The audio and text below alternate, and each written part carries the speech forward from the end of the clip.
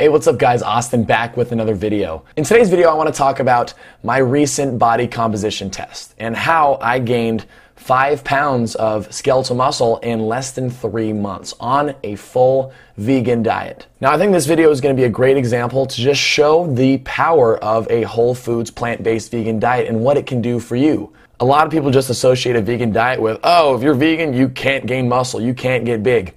And being a taller guy too, 6'8", you know, this is even a better case to show that yes, you can gain muscle without eating meat, without eating eggs, without eating any sort of dairy products.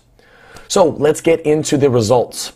So my first test, and I made a video about this a few months back, I did my first test in November, at the start, I think it was November 4th. And this test was on January 27th. So about 3 months later, a little bit less than 3 months. For that first body composition test, I weighed in around 200 pounds, and I went over all the details for that in the last video. But now, 3 months later, I got the test done again.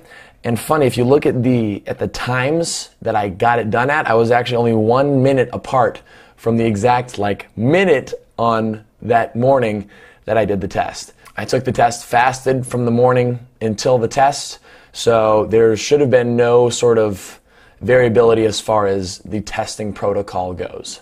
So after my body composition test in November, that is when I started training hardcore to help add on muscle mass to my frame. Because one of my goals is to show that tall guys don't just have to be tall, thin, and skinny all at the same time. That tall guys can actually gain some muscle and fill out their frame. Now, it's a lot harder to fill out your frame than, someone who's a lot shorter, but that's one of my goals. And so I set out to gain muscle mass. So I've been working out, 5-6 days a week of heavy, hard weight training. And 3 months later, here's what I got. So I weighed in at 214.5 pounds. So I had a little over a 13-pound weight gain over the course of those 3 months. Now, what's really cool, though, is that this InBody, it's an InBody 270 test that I got tested on both times. It also takes into account how much your skeletal muscle mass changed and your body fat percentage change as well. And so looking at my results, my skeletal muscle mass increased from 112.2 pounds to 117.3. So that's 5.1 pounds of additional skeletal muscle mass, and my body fat percentage went from 3% up to 5.4%. Now, I explained this in the last video too on how there's no way my body fat is that low. I'll throw up a little video right here so you can see what my body looks like right now. Clearly, that's not 5% body fat. I would say that's somewhere around 12, 13% maybe.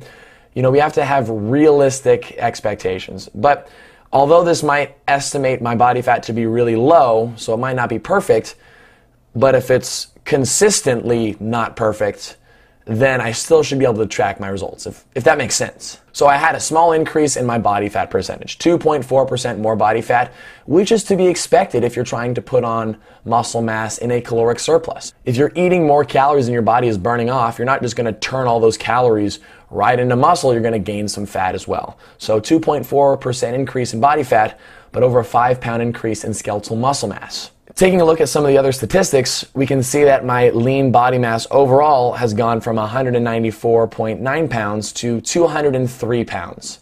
Now, with lean body mass, that's essentially just considering everything that's not body fat. So this includes water weight, which means that I have an increase in my stored water capacity. And so if my body is storing more water, it's storing more glycogen in the muscles because that is how carbohydrate is stored in our muscles. Carbohydrate, there's water attached to it, and that most likely explains the big increase in water weight. And with this increase in muscle mass as well, and just in lean body mass in general, it's increased my basal metabolic rate too. My basal metabolic rate's gone up almost 100 calories. So if I was to just sit in a chair and do nothing all day, my body would still be burning about 2,359 calories. Now that plus my extremely active job, I work as a fitness trainer doing one-on-one training, but also teaching group classes as well. I am moving constantly every day. And so with my estimated lifestyle factors built in, I've been trying to put myself on a diet of around 4,700 calories a day. That's what I've been trying to be strict with over the last 3 months, which has helped me get to this steady weight gain. And plus, with all of the resistance training that I've been doing with that increase in calorie intake, well, I've put on the muscle mass, put on a little fat mass. But overall, I am super pleased with the results.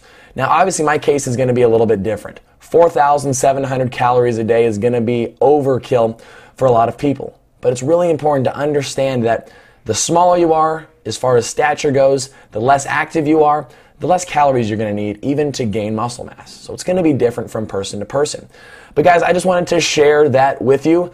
It got me really excited, really motivated to see that my hard work has been paying off, because I really, really have been trying hard. I'm not just trying to toot my own horn, but I've been really trying for this. So my goal is to keep continually to progress, to help fill out my frame even more than I've done so far.